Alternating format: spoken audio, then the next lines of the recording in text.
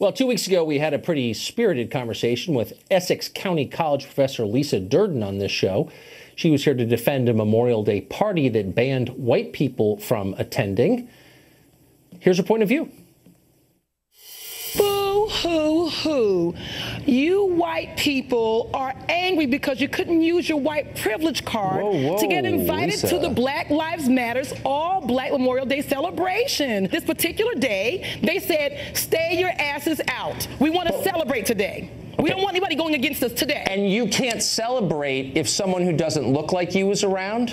Yes, you can, but you can also demented, say, I don't want to do it. It's a personal You're choice. sick, and what you're saying is disgusting. And if you were a Nazi, I would say the same thing to you.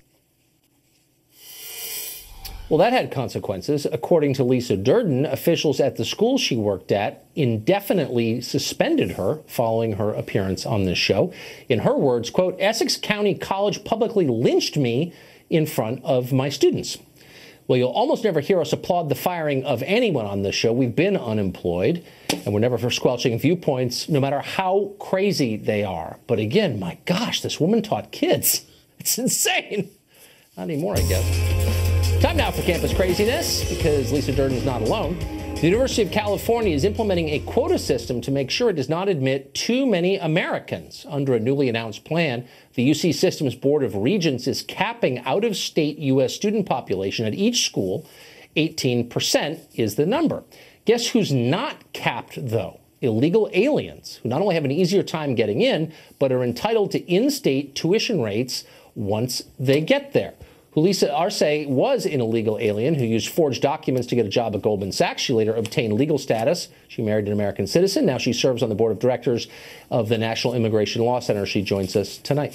So it does seem to me, no matter how conflicted you feel about immigration, you would never be in favor of a state school capping admittance of American citizens, but in effect giving preference to illegal aliens. Why would any sane person be in favor of that?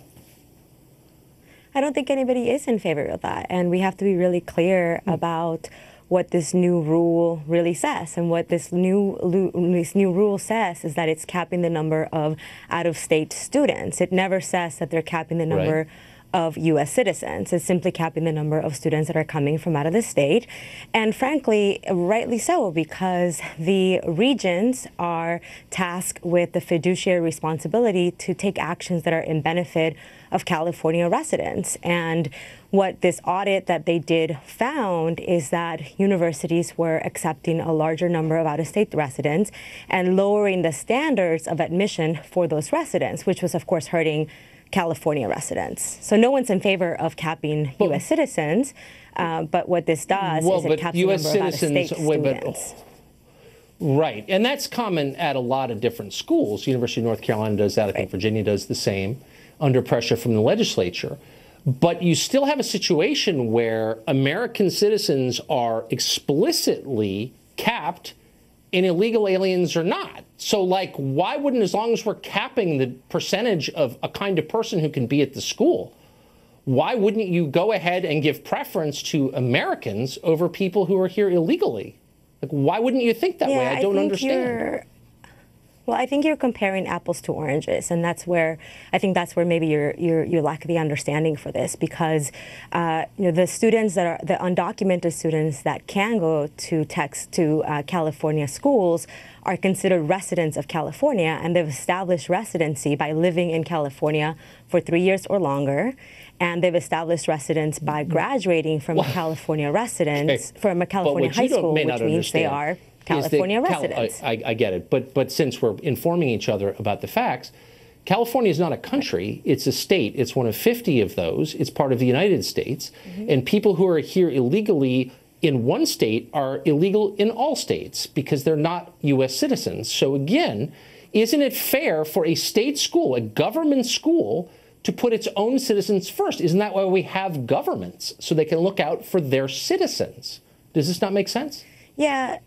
No, what you're saying does make sense, but I think that what we're missing here is that you're right that California is part of the United States, but as we know, and I think your viewers would agree, for the moment, states have certain rights, right? And states have the ability to pass laws in those states. And California passed AB 540, which is the law that allows undocumented students to attend public universities and pay in-state tuition. This law was passed in 2001 with overwhelming support. So in that sense, the residents of California have spoken, and they have said that it's in the best interest of California to let undocumented students pursue a higher education. Right, to give preference to people here illegally over American citizens. Can you think of another country that would do this? Does any other country do this? We're not talking about the United States. We're not talking about the United States, right? We're talking about a specific law. Talking about the biggest state in the country. Undocumented students. Right, and okay, but let's not dodge the question, though. Can you think, because I think the philosophical underpinning of it really matters here. Government exists to serve citizens. There's a difference between a citizen and a non-citizen. Doesn't mean the non-citizen is bad, but it means he's not number one on the priority list for government by definition, or shouldn't be. So can you think of another place on planet Earth where a government would put the needs of a non-citizen before a citizen? Well, I can think of a scenario where the regents of the state of California have to act in the best interest of Californians.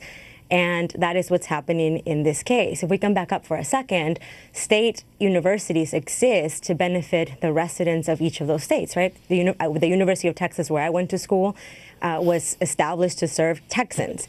In California, the state universities are established for that. And by the way, these may I stop you, because I figured out the rhetorical trick you're using. I'm a little so it took me a while.